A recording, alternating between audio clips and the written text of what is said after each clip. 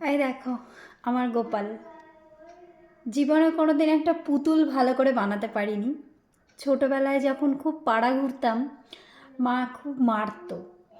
আর এমনও হয়েছে যে খাট বলতে চৌকির যে পায়াগুলো হয়, সে পায়ের মধ্যে দড়ি দিয়ে বেঁধে রাখতো। তবুও সেই ছুটে ছুটে পাড়ায় ঘুরতে যেতাম। মানে পাড়া বেড়ানো একটা স্বভাব ছিল আমার। সেই পাড়াতে হচ্ছে কি আমার 3 জেঠুর বাড়ি, ওই জেঠুর বাড়িতেই বেশি পড়ে থাকতাম। তারপর যখন খুব মারধর হতো, রাত্রিবেলা করে মা আর বাবা দুজনে মিলে পুতুল বানিয়ে দিত। সেই পুতুল আবার উনুনে পুড়িয়ে দিত। তো তখন হচ্ছে পোড়ার পরে এই যে এই কালারটা হতো। তো সেই দিয়ে 2 দিন খেলতাম, তারপর আবার যে কি সেই যেটা ছিলাম সেটাই হয়ে যেতাম।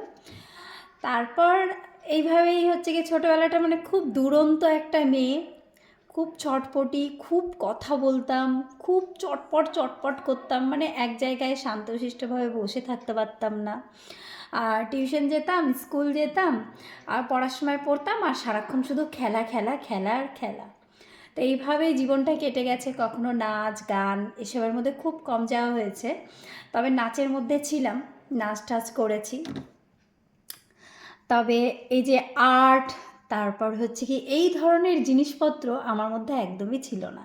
সত্যি কথা বলতে কখনো মাথায়ও আসেনি, আর বাবা মাও দেয়নি আর্ট ফাটে।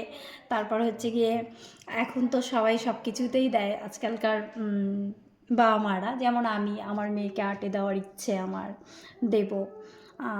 তারপর হচ্ছে গিয়ে গানে দেওয়ার ইচ্ছে, নাচে তো দিয়েছি, অনেক কিছুতে ইচ্ছে। তো সেগুলো হচ্ছে গিয়ে খুব একটা মা জানতো না, আর আমাদের ওইদিকে সেরকম কালচারও ছিল না। তো যাই হোক, আজকে মেয়ের ক্লে দিয়ে এই প্রথম আমি গোপালকে আমার হাতে তৈরি করেছি।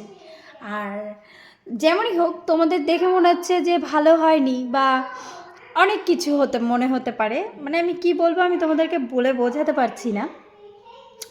মনে হতে পারে যে না, এত বড় ধেরি বুড়ি মা হয়ে গেছো, তাও এখনও ঠিক করে হাতের কাজটা পারো না। সত্যি কথা বলতে আমি এগুলো পারি না, এগুলো আমার মধ্যে ছিল না। তবে আমার হঠাৎ করে মনে হলো দেখি তো আমি আমার গোপালকে আমার নিজের হাতে তৈরি করতে পারি কি না। তো যেটুকুটা পেরেছি সেটুকুটা পেরে আমার এত ভালো লাগছে, এত ভালো লাগছে। সত্যি কথা বলতে আমি নিজে মনে মনে খুব খুশি হয়েছি, আর সত্যি ভীষণ ভালো লাগছে। আমার গোপালের মুখটা আমার ভীষণ পছন্দ হয়েছে। পছন্দ বলতে আমার খুব ভালো লেগেছে যে আমি এইটুকুটা পেরেছি। তো তোমাদের কেমন লাগলো তোমরাও আমাকে একটু কমেন্ট করে জানিও।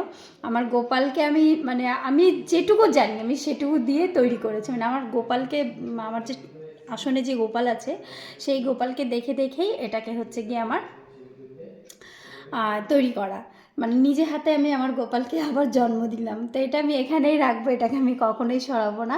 তা যাই হোক, আমার তো খুব ভালো লাগলো। তোমাদের কেমন লাগলো তোমরা কমেন্ট করে আমাকে জানাও।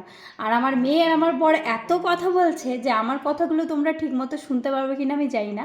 আর যারা এখনও আমার পেজটাকে ফলো করোনি তারা ফলো করে দিও, আর ভিডিওটা প্রচুর প্রচুর শেয়ার করো আমার লাড্ডু গোপালকে। যারা যারা লাড্ডু গোপাল ভালোবাসো তারা তারা কিন্তু আমার লাড্ডু গোপালকে আজকে শেয়ার করে দিও। চলো সবাই ভালো থেকো, সুস্থ থেকো, গুড নাইট। এখন রাত্রি 1:45 বাজে, আর আমি এই মুহূর্তে এই ভিডিওটা করলাম, আর এই মুহূর্তে আমি এটা শেয়ার করব। চলো টাটা।